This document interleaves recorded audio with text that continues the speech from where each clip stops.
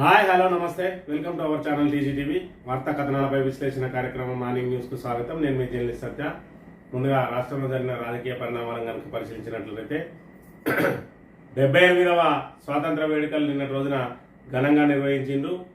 ఈ సందర్భంగా రేవంత్ రెడ్డి మరి ఏదైతే 15 ఆగస్టు లోపు 2 లక్షల రుణమాఫీ చేస్తామని చెప్పి మరి వివిధ దేవుళ్ళ మీద ఒట్లే చెప్పిండో దానికి సంబంధించి మరి కొంతవరకు రుణమాఫీ అంశాన్ని ప్రకటించిండు. ఈ సందర్భంగా ఆయన ఖమ్మంలో ఏర్పాటు చేసిన సభలో మాట్లాడుతూ సీతారామ ప్రాజెక్టు గొప్పతనం మాదే అని చెప్తూనే మరి హరీష్ రావు మేము ఇచ్చిన మాట నిలబెట్టుకున్నాం, హరీష్ రావు రాజీనామా చేయాలని చెప్పి మరి ఆయన డిమాండ్ చేయక ఈ సందర్భంగా హరీష్ రావు మాట్లాడుతూ అబద్ధాలు కూడా మూసిలో దునికి ఆత్మహత్య చేసుకుంటాయని చెప్పి రేవంత్ రెడ్డి మాటలు వింటే ఏదైతే మరి అరకొరగా రుణమాఫీ చేసి ఈరోజు మేము రుణమాఫీ చేసినామని చెప్పి గొప్పగా చెప్పుకుంటా ఉన్నాడు. చేసింది గోరంతా చెప్పేది కొండంతా అన్నట్టుగా మరి అక్కడ పేరు గొప్ప ఊరు దిబ్బలాగా ఉన్నది.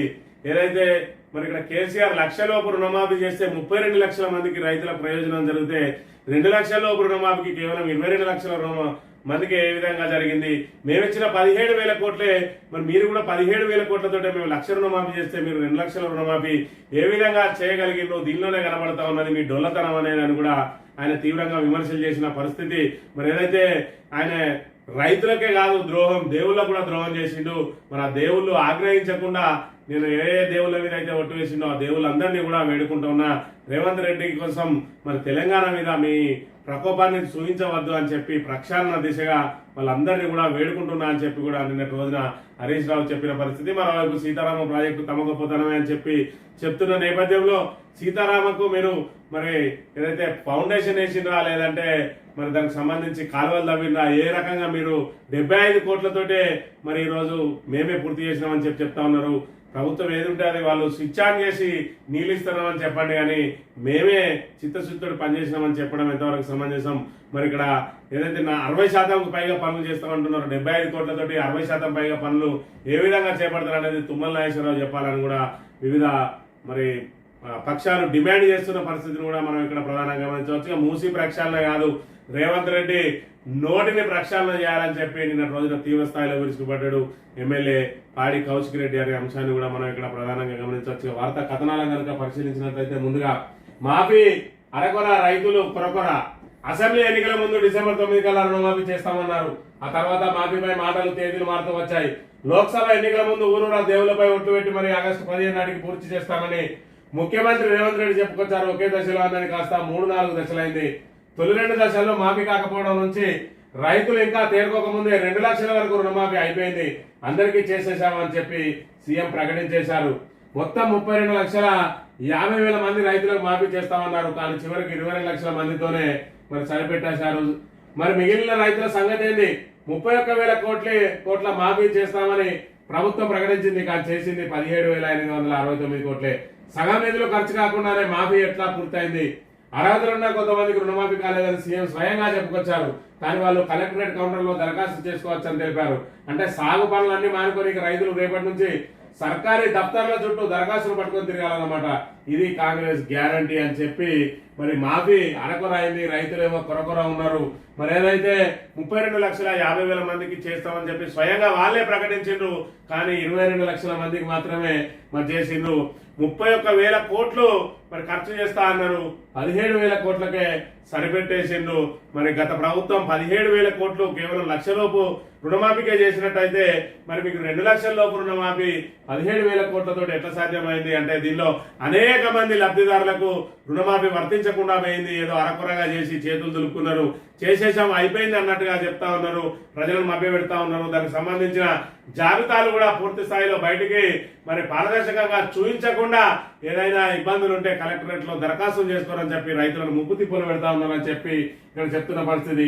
ఈ రుణమాఫీ పూర్తి చేశాం, వరంగల్ రైతు డిక్లరేషన్ అమలు చేశాం, 2 లక్షల లోపు రుణాల కోసం 18,000 కోట్లు జమ, నిరుద్యోగులకు ఇక ఏటా 60,000 ఉద్యోగాలు, 2 నెలల్లో సీతారామ ప్రాజెక్టు పూర్తి చేస్తాం, సవాలు కట్టుబడి హరీష్ రాజీనామా చేయాలంటున్న మరి ముఖ్యమంత్రి రేవంత్ రెడ్డికి అంతే ధీటుగా సమాధానం చెప్పింది. ఇక్కడ హరీష్ రావును చూసుకున్నట్టయితే ఆవేశంతో రంగేలేస్తే అబద్ధం నిజమైపోదు.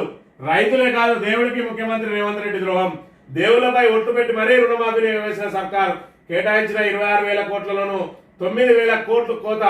ఇంత దిగజారిన దిక్కుమాలిన సీఎం మరొకరు లేరు. రేవంత్ పాపాలు రాష్ట్రానికి శాపంగా మారద్దంటున్న హరీష్ రావు అబద్ధమే సిగ్గుపడే నీచమైన చరిత్రకు నాంది పలికిన సీఎం అంటా ఉన్నాడు.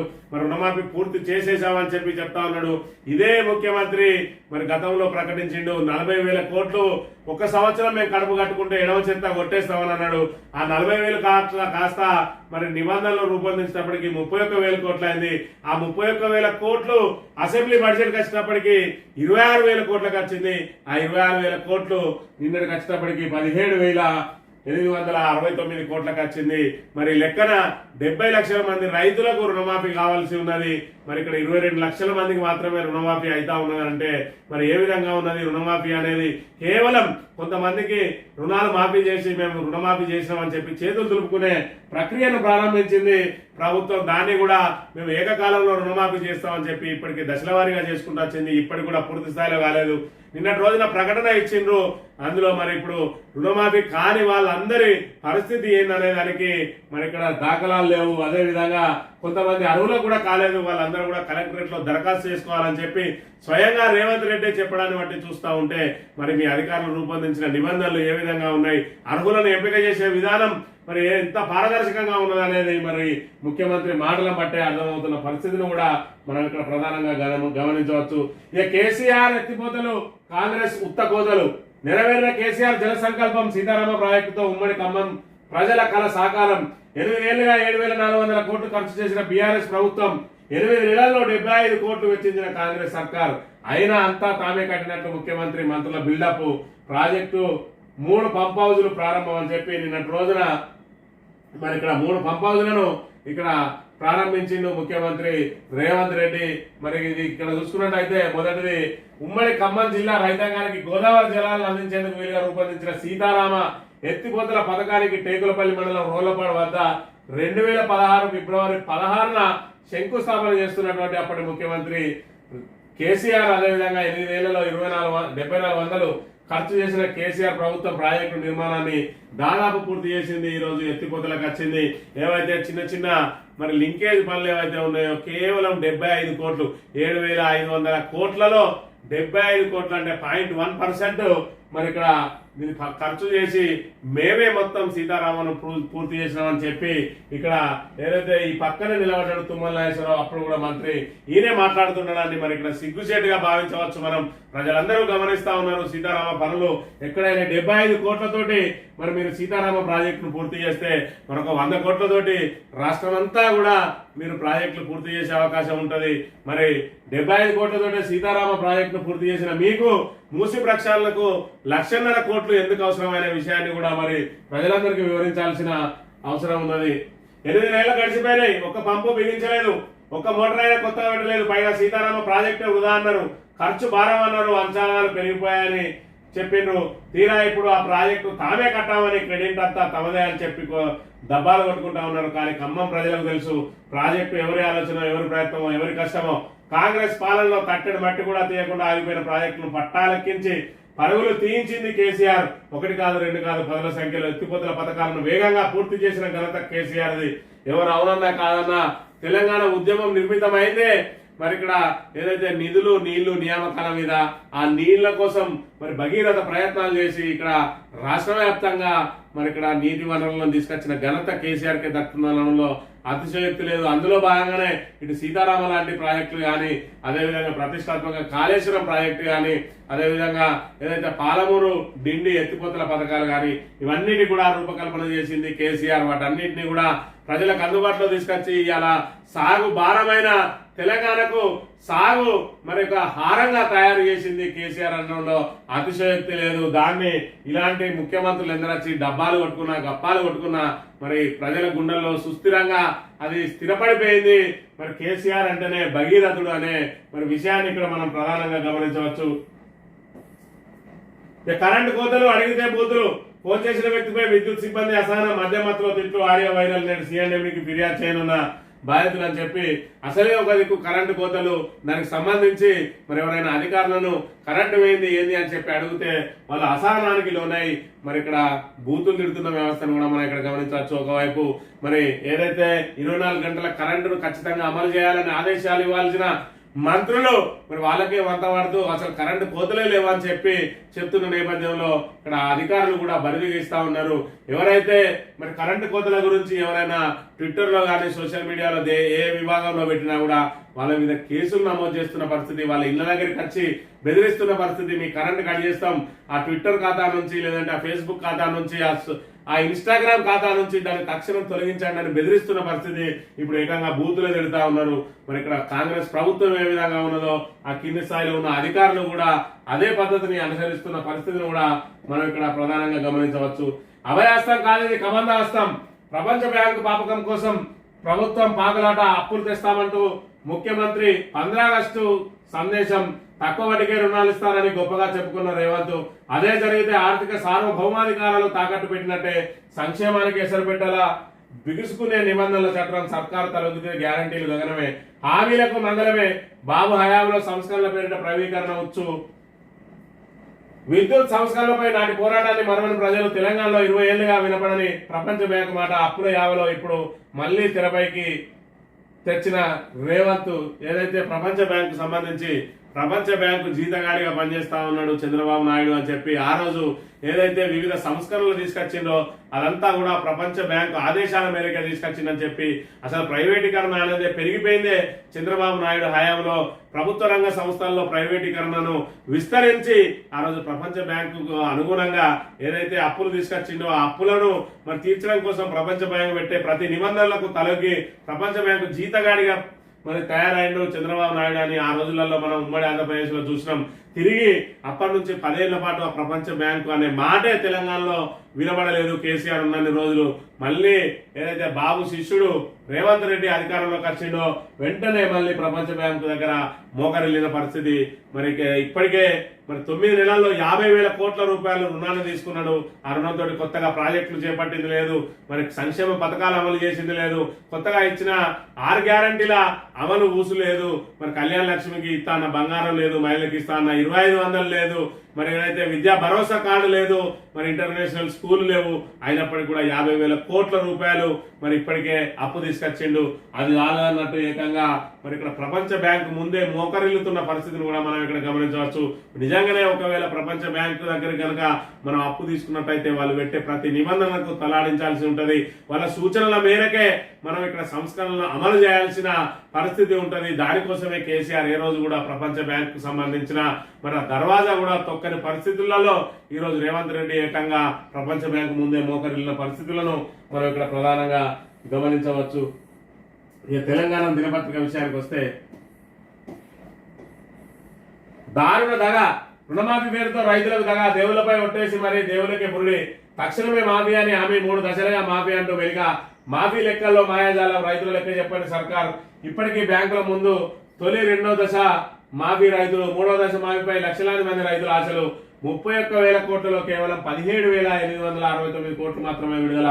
మరి మిగతా నిధులు రావా, మిగతా రైతులకు మాఫీ కాదా అని చెప్తే మరి గతంలో ఆయన ప్రకటించిన అంశాలను ఒకసారి కనుక మనం ఇక్కడ పరిశీలించినట్లయితే ప్రకటించిన రుణమాఫీ నిధులు 31,000 కోట్లు, విడుదల చేసిన రుణమాఫీ నిధులు 17,868 కోట్లు, ఇంకా విడుదల చేయాల్సిన నిధులు 13,132 కోట్లు.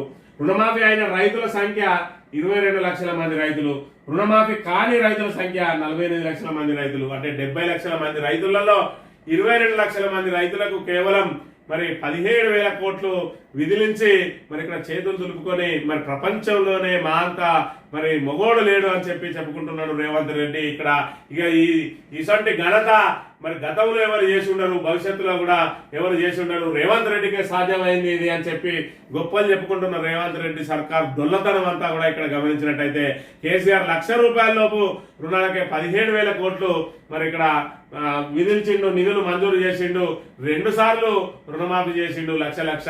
మీరు ఒకసారి 2 లక్షల లోపు రుణమాఫీ చేస్తానని చెప్పి మొత్తం ప్రపంచంలోనే మా అంతటోళ్ళు లేరు అని చెప్పి మరి పెద్దగా ప్రచార ఆర్భాటాలు చేసుకొని మీరు ఇచ్చింది మరి గోరంతా 70 లక్షల మందికి ఇచ్చింది 22 లక్షల మందికి.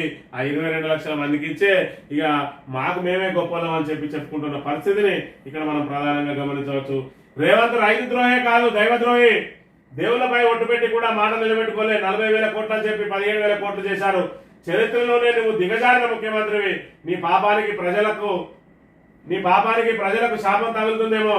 ప్రజలపై ఆగ్రహం లేకుండా ముక్కోటి దేవులను మొక్కుతా సీఎం రేవంత్ కామెంట్లపై మాజీ మంత్రి హరీష్ రావు కౌంటర్ అని చెప్పి రేవంత్ రైతు ద్రోహే కాదు దైవద్రోహి అని కూడా, ఎందుకంటే కనబడ్డ దేవుని మీద అలా ఒట్టేసిండు దేవుని కనబడ్డ దేవుని వల్ల ఖచ్చితంగా నేను ఆగస్టు 15 లోపు 2 లక్షల రుణమాఫీ ప్రతి రైతుకు చేసి తీరుతా అని చెప్పిండు.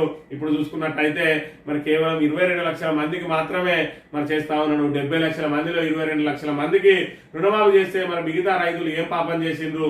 ఇంకా అది చాలదన్నట్టు రాజీనామా చేయని చెప్పి మరి ఏ ముఖం పెట్టుకొని అడుగుతాను అని చెప్పి కూడా ఆయన ప్రశ్నిస్తున్న పరిస్థితిని మనం ఇక్కడ గమనించవచ్చు. నువ్వు చేసిన పాపం తెలంగాణ ప్రజలకు శాపంగా తగులుతుందేమో. మరి ఏదైతే నువ్వు ఏ దేవుని మీద కొట్టేసినావో వాళ్ళందరికీ కూడా అందరి దగ్గరికి వెళ్ళి ప్రాయచిత్తం కోసం నేను మరి వేడుకుంటా, ఏదైతే రేవంత్ రెడ్డి పాపాన్ని ప్రజల మీద చూపించద్దు అని చెప్పి వేడుకుంటా అని చెప్పి చెప్తున్న పరిస్థితిని కూడా మనం ఇక్కడ గమనించవచ్చు. తెలంగాణలో మస్తు స్వేచ్ఛ ఉన్నది. పాలకులను ప్రశ్నించేంత స్వేచ్ఛ కల్పించడం. 10 ఏళ్ల తర్వాత రాష్ట్రంలో ప్రజాపాలన 7వ గ్యారంటీగా ప్రజాస్వామ్యాన్ని పునరుద్ధరించడం, త్వరలో రైతు భరోసా కానీ ఎప్పుడనేది చెప్పని సీఎం. చెబితే మా తప్పులు సవరించుకుంటాం. 24 గంటల ఉచిత కరెంట్ ఇస్తున్నాం, ఎరువుల కొరత లేకుండా చూస్తున్నాం, రాష్ట్రంలో నకిలీ విత్తనాలు లేకుండా చేసినాం, ఇచ్చిన మాట నిలబెట్టుకునే పార్టీ కాంగ్రెస్. 30,000 మందికి నియామక పత్రాలు ఇచ్చినాం. ఈ ఏడాది నుంచే రైతు కూలీలకు 12,000 ఇస్తాం. బాక్రా నంగల్ డ్యాము తెలంగాణలో ఉన్నది. గోల్కొండ కోట్ల స్వాతంత్ర వేడుకలో సీఎం పోలీసుల గౌరవ వందనం స్వీకరించిన రేవంత్ రెడ్డి అని చెప్పి ఇక్కడ మరి రేవంత్ రెడ్డి అత్యుత్సాహం ఏ విధంగా ఉన్నదంటే ఆయన మాట్లాడే మాటలు మరి ఇక్కడ ఏదైతే గుడ్ల గూపలు మరి తలకిందులో వేలాడి చూస్తానే అంటాడు. ఆ గబ్బిలానికి గుడ్ల గూపకు తేడా తెలియదు. అదేవిధంగా అధికారులు రాసిచ్చిన మరి ఏదైతే ఆయన స్పీచ్ ఉన్నదో ఆ స్పీచ్ ని యాజిటీజ్ గా చదవకుండా తన సొంత కవిత్వం జోడించి మరి ఇక్కడ ఇండియాలో ఏర్పాటు చేసిన శ్రీశైలం, నాగార్జున సాగర్, ఎస్ఆర్ఎస్పి లాంటి మరి ప్రాజెక్టులు, అదేవిధంగా బాక్రానంగల్ ప్రాజెక్టు అని చెప్పి అధికారులు రాసిస్తే ఈయన మాత్రం తెలంగాణలో ఉన్న Bhakra Nangal project, Sriram Sagar project, Srisailam project అని చెప్పి చదివి ఇక్కడ అవాస్ పాలైన పరిస్థితిని కూడా మనం ఇక్కడ ప్రధానంగా గమనించవచ్చు. భాష మీద పట్టు లేదు, ఏదైతే దాని మీద మరి ఏదైతే సబ్జెక్టు మీద పట్టు లేదు, అయినప్పటికీ కూడా కేవలం మరి ఎదురుదాడితోటి మరి దూషణలతోటే దాటేసే ప్రయత్నం చేస్తూ ఉంటాడు. అందులో భాగంగానే మరి ఇక్కడ అబద్ధాలను కూడా కోట కట్టినట్టు మరి జడవకుండా మరి ఏదైతే గట్టిగా చెప్తే అబద్ధం కూడా నిజమైపోతుంది అని చెప్పే భావనలోనే రేవంత్ రెడ్డి ఉన్నాడు. ఏదైతే ప్రతిపక్షంలో నోటికొచ్చినట్టు ప్రతిపక్షాలను దూషించిండో, తాను దూషణలతోటే అధికారంలోకి వచ్చిన తన దూషణలే ప్రజలు ఆదరించిండు అని చెప్పి మరి అదే మభ్యతలో ఉన్నాడు. కానీ దాన్నే మభ్యపెట్టుకుంటూ ఇంకా కూడా జీవనం సాగిస్తా ఉన్నాడు. ఇప్పటికి కూడా ప్రతిపక్షాలను దూషిస్తే తనకు ప్రజల్లో మరి స్థానం ఉంటది అని చెప్పి ఇంకా అనుకుంటా ఉన్నాడు. ప్రజల్లో పలచనయ్యే విషయం ఇటు ఇంటెలిజెన్స్ వర్గాలు కానీ లేకపోతే సొంత పార్టీ నేతలు కానీ ఆయనకు చెప్పినప్పటికీ కూడా ఆయన పెడచెవిన పెడుతూ ఇంకా కూడా ఆయన భావదారిద్ర్యంలోనే కొట్టుమిట్టాడుతున్న పరిస్థితిని మనం ఇక్కడ ప్రధానంగా గమనించవచ్చు. ఊసరవెల్లి రాజ్యంలో ఉడతలే వస్తాయి, బీఆర్ఎస్ హయాంలో తొండలేవా? బీజేపీతో దోస్తీ ఉంటే మా ఆడబిడ్డ జైల్లో ఎందుకుంటది? ఒక కాంగ్రెస్ నాయకుడైనా జైల్లో ఉన్నాడా? స్టేషన్ గన్పూర్ ఉప ఎన్నిక పక్క కాంగ్రెస్ డైరెక్షన్ లో బీజేపీ అసెంబ్లీలో వాళ్లకు దిశ లేదు.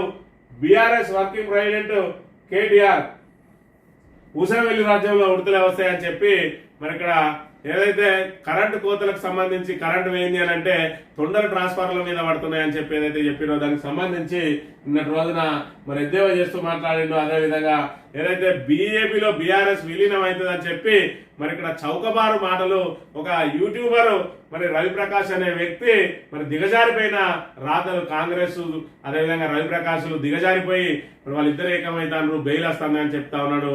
మరి 150 రోజుల నుంచి కవిత జైల్లో ఉన్నది. మేము కనుక ఏకమైతే కవిత జైలుకు వెళ్లేదా?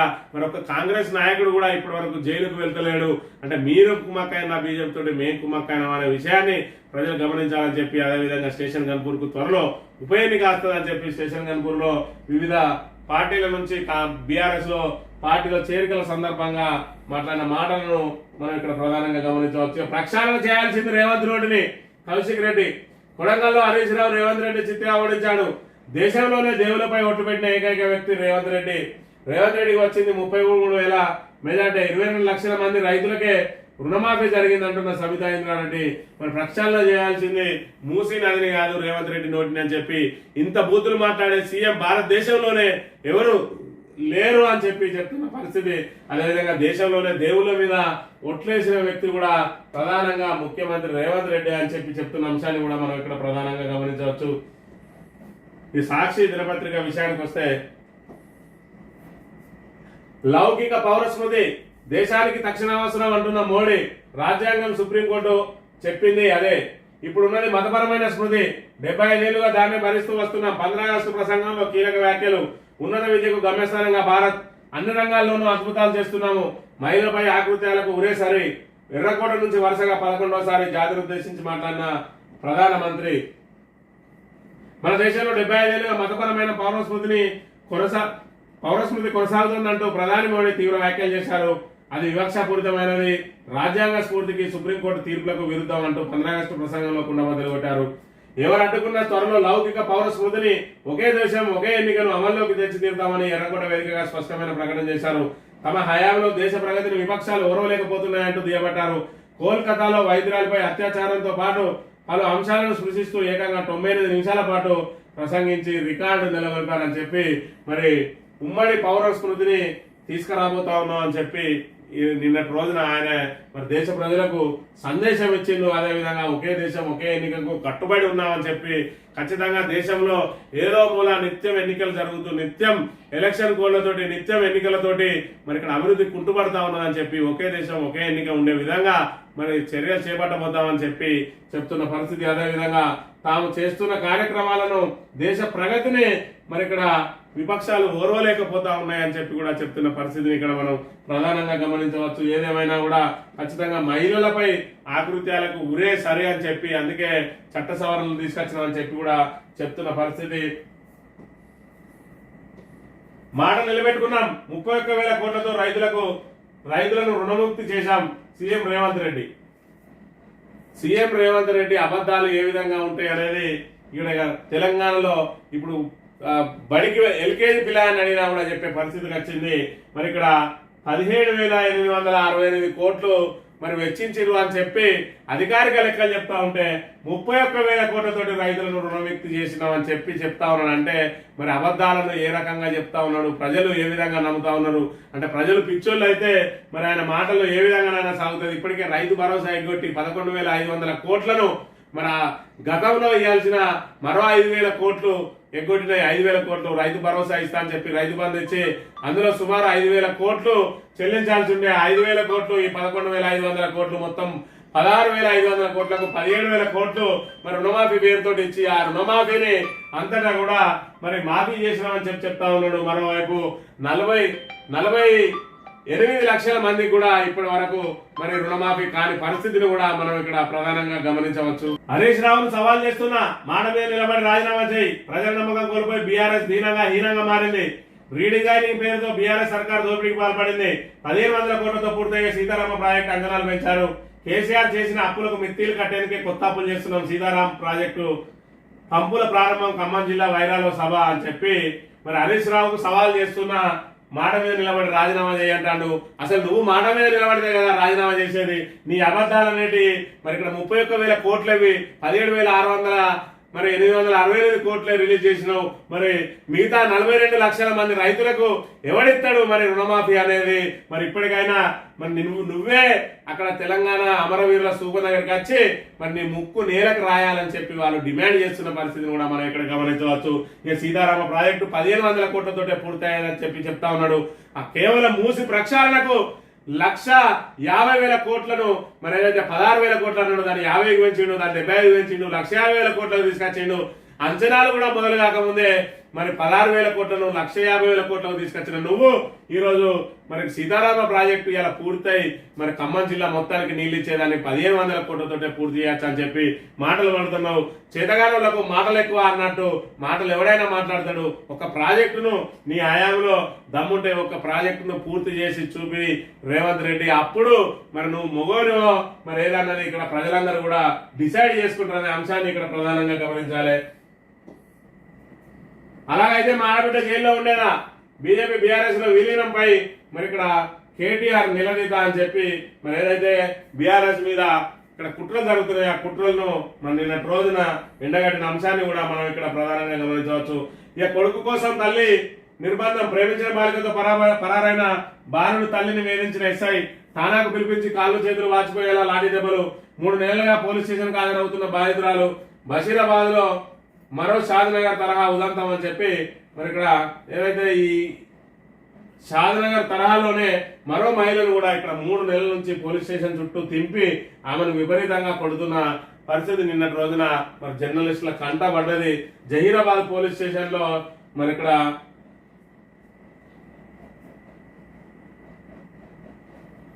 జహీరాబాద్ మండలం నవల్గా గ్రామానికి చెందిన లోహడ నరేష్ కాశీపురం గ్రామానికి చెందిన ఒక బాలిక ప్రేమించుకున్నారు, పెళ్లి చేసుకోవాలని నిర్ణయించుకుని మే 2 నుంచి పారిపోయారు. ఇద్దరు కూడా మైనర్లు, దాంతో పారిపోయారు. వాళ్ళ ఆచూకీ దొరకడం లేదు.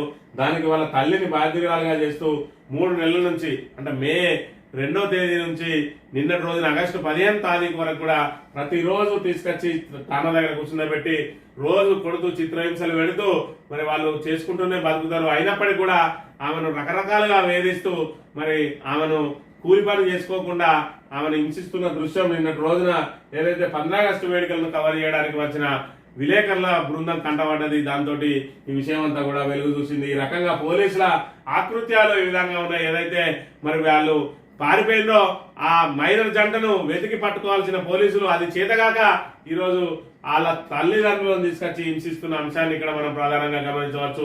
వాళ్ళకు సంబంధించి వీళ్ళకి ఏమైనా కమ్యూనికేషన్ ఉన్నదా అని చెప్పి నిఘా ఏర్పాటు చేసి వాళ్ళను దొరకబట్టాల్సింది పోయి వీళ్ళని చిత్రహింసలు పెడితే ఎక్కడున్నారో చెప్పు అంటే మరి పారిపోయిన వాళ్ళను వీళ్ళు ఎక్కడి నుంచి తీసుకొస్తారు, వాళ్ళని ఏ రకంగానైనా దొరకబట్టి అసలే మైనర్ జంట, మన మైనర్ జంటను తీసుకురావాల్సిన బాధ్యత పోలీసుల మీద ఉంటుంది. దాన్ని విస్మరించి కేవలం వీళ్ళని హింసించడం పైనే దృష్టి పెట్టి మరి పోలీసు యంత్రాంగం పోలీసుల మరి విధానం ఏ విధంగా దిగజారిందనే అంశానికి ఇది నిదర్శనం. మొన్నటికి మొన్న ఒక దళిత మహిళను మరి షాద్నగర్ లో మరి 3rd డిగ్రీ ప్రయోగించిండ్రు. అది మరొక ముందే మరో ఘటన ఇంకా జరుగుతూనే ఉన్న అంశాన్ని కూడా మనం అంటే పోలీస్ వ్యవస్థ ఎంత దిగజారింది అనే దానికి దీన్ని నిదర్శనంగా మనం ఇక్కడ ప్రధానంగా భావించవచ్చు. ఆంధ్రజ్యోతి విషయానికి వస్తే చేసి చూపించామని చెప్పి మరి ఇక్కడ ఏదైతే 22 లక్షల మందికి మాత్రమే మరి రుణమాఫీ చేసి 48 లక్షల మందికి మొండి చేసి చూపెట్టి ఇంకా మేము చూపించాం, సిగ్గుండే రాజీనామా చేయంటున్నారు. ఇక్కడ రాజీనామా ఎవరు చేయాలనేది ఇక్కడ ప్రజలే డిసైడ్ చేయాలి. 40,000 కోట్లు 17,000 కోట్లకు ఎట్లా వచ్చింది అనేది ఫస్ట్ ముందు ప్రజలకు వివరించాలి. 40,000 కోట్లను ఎందుకు చెప్పిండ్రు, అది 17,000 కోట్లకు ఎందుకు దిగజారింది, మరి ఏదైతే 70 లక్షల మందికి 22 లక్షల మందికి మాత్రమే ఎందుకు చేస్తా ఉన్నాం, మిగతా రైతులు ఎందుకు అనర్హులుగా తేలింది అనేది దాని అంతటి కూడా ప్రజలకు వివరించి అప్పుడు హరీష్ రావు రాజీనామా చేయాలన్నా లేకపోతే రేవంత్ రెడ్డి రాజీనామా చేయాలనేది ప్రజలు డిసైడ్ చేస్తారనే అంశాన్ని ఇక్కడ ప్రధానంగా గమనించాలి. డ్రగ్స్ దొరికితే అడ్మిషన్ రద్దు, వర్సిటీల కాలేజీల్లో నియంత్రణపై సర్కార్ దృష్టి రేపు కీలక సమావేశం అని చెప్పి మరి ఏదైతే విద్యార్థులు డ్రగ్స్ బారిన పడతా ఉన్నారో మరి యూనివర్సిటీలలో కాలేజీలలో డ్రగ్స్ తోటి దొరికితే అడ్మిషన్లు రద్దు చేయడానికి ఒక ప్రత్యేక జీవోను తీసుకురావడానికి మరి ప్రభుత్వం కసరత్తు చేస్తా ఉన్నదని చెప్పి ప్రధానంగా ప్రచురించింది. ఇక ఈనాడు దినపత్రిక విషయానికి వస్తే లౌకిక పౌర స్మృతి రావాల్సిందే, ప్రస్తుత సివిల్ కోడ్తో మతతత్వ ఛాయలు ఉన్నాయని చెప్పి నిన్నటి రోజున ఎర్రకోట నుంచి మరి ప్రధానమంత్రి దేశ ప్రజలందరికీ ఇచ్చే సందేశంలో భాగంగా ఉమ్మడి పౌర స్మృతి గురించి మరోసారి లేవనెత్తిండ్రు. అదేవిధంగా ఒకే దేశం ఒకే ఎన్నికకు కట్టుబడి ఉన్నామని చెప్పి కూడా చెప్తున్న పరిస్థితిని మనం ఇక్కడ గమనించవచ్చు. కాకర పకోడీ, బీట్రూట్ కబాబ్, పిల్లలకు నచ్చే కూరగాయలతో ప్రయోగాలు, వెజిటేబుల్స్ పేరిట జాతీయ పోషకాహార సంస్థ పుస్తకం అని చెప్పి మరి ఇక్కడ ఖచ్చితంగా పోషకాహారం అనేది పిల్లలకు అందించడం కోసం మరి వివిధ రకాల పిల్లలు ఏదైతే ఇష్టపడతారో ఆ ఇష్టానికి సంబంధించి కూడా వెజిటేబుల్స్ తోటి ఏ విధంగా చేయాలని చెప్పి జాతీయ పోషకాహార సంస్థ ఒక పుస్తకాన్ని రిలీజ్ చేసిన అంశాన్ని ఇక్కడ ప్రధానంగా ప్రచురించింది. రైతన్నలకు రుణ విముక్తి 27 రోజుల్లోనే అన్నదాతల ఖాతాల్లో 18,000 కోట్ల జమ, మరి ఇక్కడ 40,000 కోట్లలో ఇంకా 22,000 కోట్లు ఎవరిస్తారు ఎవరికి ఇస్తారు అనేది ఇక్కడ చెప్పాలి. రీడిజైనింగ్ పేరుతోటి దోచుకున్నారంటే రీడిజైనింగ్ చేసిన వాళ్ళందరూ దోచుకుంటారంటే మరి ఇక్కడ ఏదైతే మూసి ప్రక్షాళనకు రీడిజైనింగ్ చేస్తున్న రేవంత్ రెడ్డి ఎంత దోచుకోవడానికి మరి ప్రయత్నాలు చేస్తా ఉన్నాడు. 16,000 కోట్ల మరి రీడిజైనింగ్ 16,000 కోట్లతో ఉన్న డిజైనింగ్ ను 1,50,000 కోట్లకు రీడిజైనింగ్ చేస్తా ఉన్నారంటే మరి ఖచ్చితంగా దీనిలో దోపిడీకి పాల్పడబోతా ఉన్నారని చెప్పి ఆయన చెప్పకనే చెప్తున్నట్టుగా ఇక్కడ ప్రధానంగా గమనించవచ్చు. 17,933 కోట్ల రుణమాఫీ, 22,37,848 ఖాతాల్లో జమ. మూడో విడతలో ఇప్పటికి 4,46,000 మందికి 5,644 కోట్లు విడుదల అని చెప్పి మరి సంఖ్య కొంత పెంచిండు. 933 అది 868 ఉన్నదని 933లో ఈనాడు ప్రకటించింది. ఏది ఏమైనా 18,000 కోట్లకు మించలేదు. మరి 40,000 కోట్లు మరి ఇంకా 22,000 కోట్లు ఎప్పుడు రిలీజ్ చేస్తారు, ఎందుకు రిలీజ్ చేయలేదు, ఏకకాలంలో రిలీజ్ చేస్తా అన్నది ఆగస్టు 15 లోపు ఏకకాలంలో రిలీజ్ చేస్తా అన్నది మరి 3 విడతలైనా కూడా ఇంకా రిలీజ్ కాలేదు. 22 లక్షల మందికి మాత్రమే లబ్ధి జరిగింది. మొత్తం 70 లక్షల మంది ఉన్నారు. మరి 48 లక్షల మందికి ఎందుకు కాలేదు, ఏ ముఖం పెట్టుకొని ఇంకా రాజీనామా చేయమని అడుగుతా ఉన్నాడో మరి ఇక్కడ ముఖ్యమంత్రి సమాధానం చెప్పాల్సిన అవసరం కూడా మరి ప్రధానంగా ఉన్నది. ట్రిపుల్ ధమాకా ప్రాంగణ వేతనాల్లో గచ్చిబౌలి, ట్రిపుల్ ఐటీ, మేటి సగం మంది జీతాల ప్యాకేజీ 30 నుంచి 30 లక్షల పైనే. ఐఐటీలు దాని ముందు దిగదుడిపై అని చెప్పి హైదరాబాద్ లో ఉన్న ట్రిపుల్ ఐటీ ఏదో ఉన్నదో ఆ ట్రిపుల్ ఐటీకి సంబంధించి మరి ఇక్కడ క్యాంపస్ సెలక్షన్ లో మరి యావరేజ్ గా ఏటా 30 లక్షల మరి వేతనంతో ఇక్కడ ఎంపికైతా ఉన్నారు. ఐఐటీలకు ధీటుగా మరి ఇక్కడ ట్రిపుల్ ఐటీ నిలదొక్కొని ఉన్నది హైదరాబాద్ లో అని చెప్పి మరి గత ప్రభుత్వం విద్యారంగం మీద ఏ రకమైన కృషి చేసింది అనే దానికి దీన్ని నిదర్శనంగా చూడవచ్చు. ఇదే కృషిని ప్రస్తుత ప్రభుత్వం కూడా కొనసాగించి ఏదైతే యూనివర్సిటీల స్థాయి ర్యాంకు దిగజారుతా ఉన్నదో దాన్ని మెరుగుపరచాల్సిన అవసరం ఉన్నది. విద్యాశాఖకు మరి పూర్తి స్థాయి మంత్రిని నియమించాల్సిన అవసరం ఉన్నది. 9 నెలలుగా విద్యాశాఖకు మంత్రి లేడు, హోంశాఖకు మంత్రి లేడు. ఒకవైపు శాంతి భద్రతలు దిగజారిపోతా ఉన్నాయి, ఒకవైపు విద్యా వ్యవస్థ కుంటుపడతా ఉన్నది. అయినప్పటికీ కూడా రేవంత్ రెడ్డి కేవలం అబద్ధాలతోటి, అసత్యాలతోటి, దూషణలతోటి మరి గత ప్రభుత్వం మీద ఆరోపణలతోటి నెట్టికొచ్చే ప్రయత్నం చేస్తా ఉన్నాడు తప్ప ఇప్పటికి కూడా పూర్తి స్థాయిలో పాలన మీద మరి పట్టు సాధించిన పాపాన పోలేదు. అదేవిధంగా ఏదైతే మరి నిరుద్యోగులకు హామీ ఇచ్చిందో నిరుద్యోగులకు హామీ నెరవేర్చలేదు. అదేవిధంగా రైతులకు ఇచ్చిన హామీలు నెరవేరడం లేదు. అదేవిధంగా మహిళలకు ఇచ్చిన ఏదైతే 2500 ఇస్తా అన్నాడు, అదేవిధంగా పండుటాకులకు పెన్షన్ 4,000 చేస్తా అన్నాడు, దాన్ని ఊసే లేదు. మరి వీటన్నిటి మీదగా దృష్టి సారించి ప్రభుత్వం ఇప్పటికైనా మరి ప్రభుత్వం వచ్చి 9 నెలలు గడుస్తున్న సందర్భంగా ప్రజలందరూ ఎదురు చూస్తున్నట్టుగా 6 గ్యారంటీలను తక్షణం అమలు చేసి విద్యా వ్యవస్థను అదేవిధంగా శాంతి భద్రతలను మరి గాడిలో పెట్టి ప్రభుత్వ పాలనను మరి పట్టాలెక్కించాల్సిన అవసరం ఇప్పటికైనా ఉన్నది. ఇకనైనా గత ప్రభుత్వం మీద ఆరోపణలు మానుకొని పరిపాలన మీద దృష్టి పెట్టాలి రేవంత్ రెడ్డి అని చెప్పి కోరుతూ ఇది ఈ రోజు మార్నింగ్ న్యూస్. తిరిగి రేపు కలుద్దాం.